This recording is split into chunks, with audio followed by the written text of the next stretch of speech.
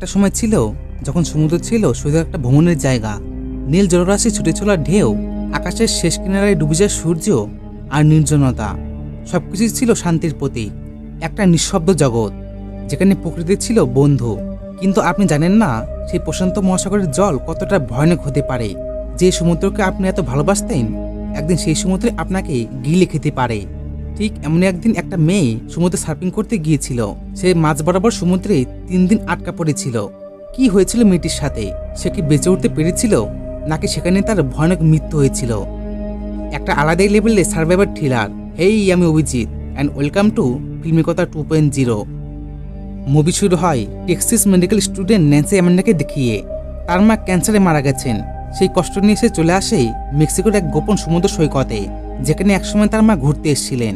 তাই ন্যান্সিও মায়ের সেই প্রিয় জায়গাটা একবার হলেও ঘুরে আসবে।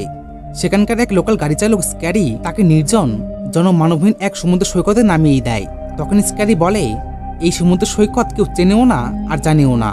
জায়গাটা খুব সুন্দর, নীল সমুদ্র, এক জনমানবহীন পরিবেশ। কিন্তু ন্যান্সি এখানে একা। ন্যান্সি এখানে সার্ফিংয়ের উদ্দেশ্যে এসেছিল। কিন্তু সার্ফিং কি? তোমাদের বলে দেই, সার্ফিং হলো এক এমন ধরনের সমুদ্রের পানিতে খেলা করার ক্রিয়া যেখানে একজন ব্যক্তি সার্ফবোর্ড নামক একটি বিশেষ বোর্ডের উপর দাঁড়িয়ে বা শুয়ে সমুদ্রের ঢেউয়ের উপর ভেসে যায়। সাধারণত এটি সমুদ্র সৈকতেই করা হয়, নদীতে হয় না। যেখানে বড় ঢেউ থাকে একমাত্র সেখানেই হয়। যাই হোক, ন্যান্সি তার ব্যাগপত্র নিয়ে সমুদ্র সৈকতের এক বিচের পাশে একটা জায়গায় রেখে দেয়। আর এরপর ন্যান্সি সার্ফিং করতে সার্ফবোর্ড নিয়ে সমুদ্রের নীল জলে নেমে পড়ে। সমুদ্র সৈকতের সৌন্দর্য মুগ্ধ করে ন্যান্সিকে। কিছুক্ষণ পরে সমুদ্রের সামনে থেকে অনেক বড় একটা ঢেউ এগিয়ে আসছিল। ন্যান্সি দেখে একটু ভয় পেয়ে গিয়েছিল। এত বড় একটা ঢেউ শরীরে ধাক্কা লাগলে এমনিতেই জলে ডুবে যাবে। তাই ন্যান্সি সার্ফবোর্ডটা নিয়ে ঢেউর হাত থেকে বাঁচতেই জলে ডুব দিয়ে সামনে এগিয়ে যায়। এরপর সামনে এগিয়ে এসে ঢেউয়ের মাঝে সার্ফবোর্ড নিয়ে অনেক মজা করে সে। এখানেই তার সাথে দেখা হয় দুজন সার্ফারের সাথে। ছেলেগুলো তাদের ভাষায় ন্যান্সিকে জিজ্ঞেস করে, কিন্তু ন্যান্সি কিছুই বুঝতে পারে না। তারা বলে, এখানে তো কেউ আসে না, তাহলে তুমি জানলে কেমন করে? ন্যান্সি বলে, কেউ তাকে এই জায়গাটার কথা বলেছে। এরপর ন্যান্সি তাদের কাছে সতর্কতা জানতে চায়। ছেলেগুলো বলে, সামনে ছোট একটা দ্বীপ আছে, তাই জ্বর দ্রুত ওঠে, আর জলেও ভয়ানক দ্বীপ আছে, তাই সাবধানে থাকবে। কিন্তু ন্যান্সি জানতো না এখানে অনেক বড় একটা বিপদ আসতে চলেছে। অনেকক্ষণ সার্ফিং করার পর ন্যান্সি সমুদ্রের বিচে ফিরে আসে এবং সে যেখানে একা জনমানবহীন সমুদ্র সৈকতে সার্ফিং করতে এসছে সেটা বলতে সে তার বোনকে ফোন করে। ন্যান্সি ভিডিও কলে বলে, বোন দেখ আমি কোথায় এসেছি। এরপর ন্যান্সি চারিপাশে সমুদ্র সৈকতের দৃশ্য বোনকে দেখায়, তাই সেও এখানে আসতে চায়। কিন্তু ন্যান্সি বলে, এরপর যেদিন আমি এখানে আসবো তোকে সাথে করেই নিয়ে আসবো। অনেকক্ষণ পর পরিবারের সাথে কথা বলে ফোনটা রেখে দেয়। কিন্তু কেউ জানতো না এটাই তার পরিবারের সাথে শেষ কথা, মানে বিপদ সামনেই আছে। যাই হোক, সময় বিকেল হয়ে গেছে। দেখা যায় ন্যান্সি আবার সমুদ্রের জলে সার্ফিং করতে নেমে পড়ে। এদিকে ওই দুই ছেলেগুলো সার্ফিং করে বাড়ি ফিরছিল। তারা ন্যান্সিকে বলে, বাড়ি ফিরে চলো, একটু পরে সন্ধ্যা হয়ে যাবে। ছেলেগুলো তো চলেই যায়, কিন্তু ন্যান্সি সার্ফিং করতে করতে একা হয়ে পড়ে। আর এখান থেকে শুরু হয় তার জীবনের সবচেয়ে ভয়ানক বেঁচে থাকার লড়াই। সবই ঠিক চলছিল, হঠাৎ সমুদ্রে সে দেখে একটি মৃত তিমি ক্ষতবিক্ষত অবস্থায় রক্তাক্ত হয়ে পড়ে আছে। এরপরেই তার সাথে ঘটে এক ভয়ানক মুহূর্ত। যেমন কোনো জিনিস মারা গেলে মাছেরা ভিনভিন করে, ঠিক তেমনই তিমি মাছের আশপাশ দিয়ে পাখিরা কিচিরমিচির করছে। আর সেখানে জলগুলো মৃত তিমির রক্তে লাল হয়ে গেছে। চারিপাশ দিয়ে পচা একটা গন্ধ বেরিয়েছে। কিন্তু কথায় বলে, বিপদকে বলে আসে।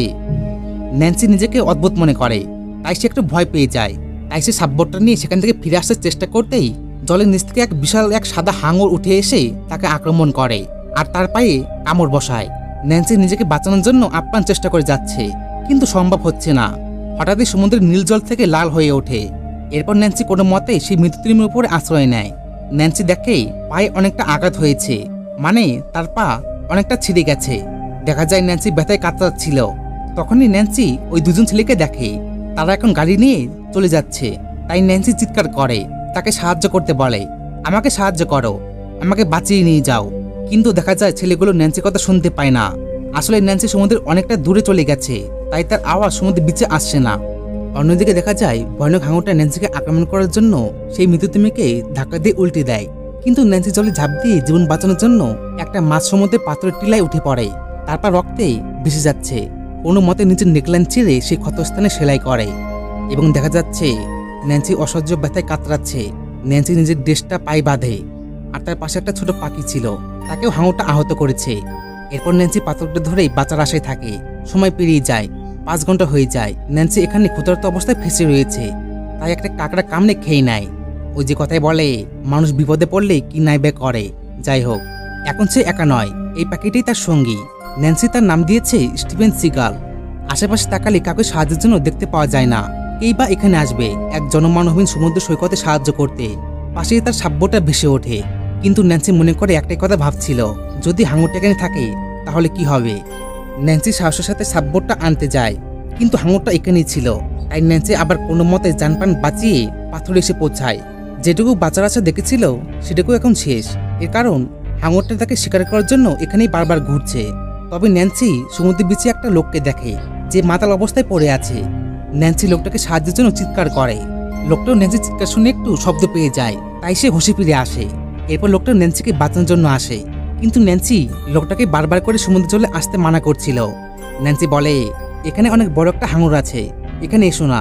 কিন্তু দেখা যায় লোকটা ন্যান্সি কোনো কথাই শুনে না। তখনই লোকটা হঠাৎ করে গায়েব হয়ে যায়, মানে হাঙরটা লোকটাকে খেয়ে ফেলেছে। একটু পরে দেখা যায় হাঙরের আক্রমণে লোকটা 2 খণ্ড হয়ে গেছে। পরদিন সকালে সেই 2 সাপাররা আসে। তারা ন্যান্সির চিৎকার শুনে জলে নামে, কিন্তু তারা বোঝে না কি বিপদ লুকিয়ে আছে এই জলে। তখনই হাঙর একজনকে খেয়ে নেয়। নিমিষের মধ্যেই তাদের 2জনকে হাঙরটা নিয়ে যায়। একটু পরে দেখা যায় ন্যান্সির পেছনে ওই 2জনের মধ্যে একজন কাঁদতে কাঁদতে বলছে, আমাকে বাঁচিয়ে নাও, হাঙরটা আমাকে খেয়ে ফেলবে। কিন্তু ন্যান্সি শত চেষ্টা করেও বাঁচাতে পারে না। বাঁচার আশাটুকু ন্যান্সি হারিয়ে ফেলেছে। এর কারণ এই ছেলেগুলো প্রত্যেকদিন এখানে সার্ফিং করতে আসতো, কিন্তু এখন তো তারা মারা গেছে। আর এখন ন্যান্সি সাহায্য চাইবেই বা কার কাছে। ন্যান্সি সামনে ওই ছেলেগুলোর হেলমেট ভিডিও ক্যামেরা দেখে। তখনই ন্যান্সি টাইমিং করে দেখে হাঙরটা জলে 1 পাক ঘুরতে 32 সেকেন্ড টাইম লাগাতো। তাই ন্যান্সিকে যা কিছু করার এই অল্প সময়ের মধ্যেই করতে হবে। ন্যান্সি জলে নেমে ভিডিও ক্যামেরা আনার চেষ্টা করে, কিন্তু সে পিছলে গিয়ে জলে পড়ে যায়। আঘাত একটু পায়, তবে দেখা যায় ভয়ানক হাঙরটা তাকে মুখ খুলে আক্রমণ করতে এগিয়ে আসছে। ন্যান্সি কোনো মতে আবারও প্রাণ বাঁচিয়ে সাঁতরে পাথরে চলে আসে। এরপর ন্যান্সি ভিডিও ক্যামেরা অন করে, দেখে হাঙরটাকে হামলা করা হয়েছিল, আর তাই সে প্রতিশোধ নেওয়ার জন্য হাঙরটা এখানেই মানুষদেরকে হামলা করছে। তবে সময় দ্রুত ফুরিয়ে আসে, খাবার নেই, জলও নেই, আর হাঙরটা এখানে ঘুরে বেরোচ্ছে ঠিক নিচে। তখনই ন্যান্সি একটু দূরে একটা লোহার বয় দেখতে পায়। এটাই হতে পারে তার শেষ সুযোগ, কিন্তু তাকে হাঙরের থেকে দ্রুত সেখানে যেতে হবে। এরপর ন্যান্সি গোপ্রো ক্যামেরা রেকর্ড করে, বলে, 2 দিন হয়ে গেছে আমি মাছের মধ্যে ফেসে রয়েছি। হাঙরটা আমাকে আক্রমণ করেছে, তাই যদি কেউ ওটা পাও তাহলে জানিও। আমি হাল ছাড়িনি, আমার সাহায্য দরকার। তবে ন্যান্সি নিজের মৃত্যুর কথা ভেবে ভেঙে পড়ে। মনের সব কথা এক এক করে বলতে শুরু করে ক্যামেরার সামনে। ন্যান্সি কখনো ভাবতে পারেনি যে সে জীবনের শেষ পর্যায়ে দাঁড়িয়ে রয়েছে। সবকিছু শেয়ার করার পর ক্যামেরাটা জলে ফেলে দেয়, আর সে সেই দিনের অপেক্ষা করে। এদিকে পাথরটায় জল বেরিয়ে উঠছিল, তাই এখন তাকে বেরোতে হবে, না হলে হাঙরটা আবার তাকে আক্রমণ করতে পারে। এরপর ন্যান্সি সাঁতার কেটে বয়তে গিয়ে ওঠে, কিন্তু হাঙরটা তাকে ঘিরে রয়েছে। তখনই ন্যান্সি খেয়াল করে দূরে ওই ছোট দ্বীপে একটা বড় বোট আসছে।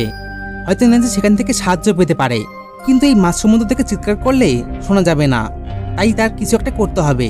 দেখা যায় ন্যান্সি বয়টার এমার্জেন্সি বাক্স থেকে এক ফায়ার গান বের করে। ন্যান্সি প্রথমবার ফায়ার গান ব্যবহার করে, যেহেতু তার এসব প্রথম ছিল তাই সে ব্যর্থ হয়। তবে এতক্ষণে দেরি হওয়ায় বড় বোটটা সেই দ্বীপ থেকে চলে যায়।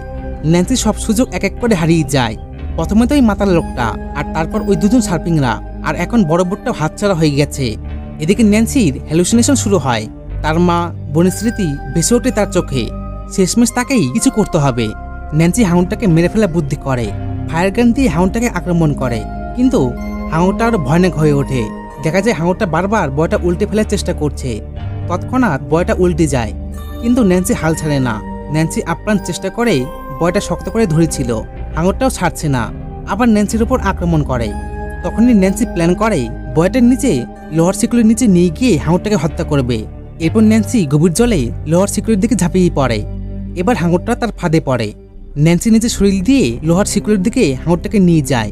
শেষ মুহূর্তে ন্যান্সি একপাশে সরে যায়, আর সেই বিশাল হাঙরটি ধাক্কা খেয়ে লোহার রডে আটকে মারা যায়। অবশেষে ন্যান্সি তার জীবনের যুদ্ধে জয়ী হয় সাহসের সাথে। পরদিন স্থানীয় লোক স্ক্যারি আর তার ছেলে ন্যান্সিকে উদ্ধার করে। ন্যান্সি আহত রক্তাক্ত অবস্থায়, কিন্তু সে বেঁচে আছে। শেষমেশ ন্যান্সি পাখিটাকে দেখতে পায়, যে দুঃখের সময় তার সঙ্গে ছিল। এরপর 1 বছর হয়ে যায়। দেখা যায় ন্যান্সি তার ছোট বোনকে নিয়ে আবার সমুদ্র সৈকতে এসছে। কিন্তু এবার ভয় নয়, বুক ভরা সাহস নিয়ে। এরপর তারা দুই বোন মিলে মজা করে, সার্ফিং করে, আর এখানেই মুভিটি শেষ হয়ে যায়। এই দিকে শেখা যায় জীবন যখন হুমকির মুখে, তখন সত্যিকারের সাহস আর ইচ্ছাশক্তি হলো মানুষকে একমাত্র বাঁচায়। তো আজকের জন্য এইটুকুই। ভালো লাগলে ভিডিওতে লাইক দিবেন আর কমেন্টে জানান আপনার মতামত। আর এমন মুভি এক্সপ্লেন ভিডিও দেখার জন্য সাবস্ক্রাইব করুন। ততক্ষণে ভালো থাকবেন, সুস্থ থাকবেন। দেখা হচ্ছে নেক্সট একটি মুভিতে। ধন্যবাদ।